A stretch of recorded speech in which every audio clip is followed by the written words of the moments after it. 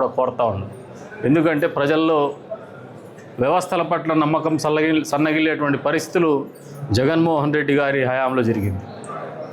Revenue ఆఫీస్లో అడ్డా చేసుకొని నాయకులు కానీ బ్రోకర్లు కానీ రియల్ ఎస్టేట్ పేరు మీద చేసే మోసగాళ్ళు కానీ వీళ్ళు అడ్డాగా మారినటువంటి పరిస్థితులు.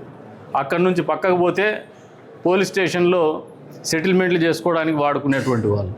అటువంటి పరిస్థితుల నుంచి ఈరోజు దళారీ వ్యవస్థ కానీ మధ్యవర్తులు కానీ లేనటువంటి ఆఫీసుల్ని సాధించాలనే పట్టుదలగా 18 నెలలుగా పరిపాలన కొనసాగిస్తాను. మా మీద ఎన్ని రకాలైనటువంటి ఎదురుదాడులు చేయాలని ప్రయత్నం చేసినా, విమర్శలు చేసినా దానికి కట్టుబడి ప్రజలు స్వచ్ఛందంగా ఆఫీసులు పోయి వాళ్ళ పనులు వాళ్ళు చేసుకునే విధంగా ప్రభుత్వ ఆఫీసులను తీర్చిదిద్దాలని ఒక దృఢ సంకల్పంతోనే పరిపాలన అందిస్తాను. తద్వారా పారదర్శకమైనటువంటి పరిపాలన అందించడమే కాదు, వాళ్ళకి అవినీతి రహితమైనటువంటి పరిపాలన అందించాలని ఒక కృతనిశ్చయంతో పరిపాలన సాగిస్తున్నటువంటి చంద్రబాబు నాయుడు గారి నాయకత్వంలో ఆయన నిర్దేశించినటువంటి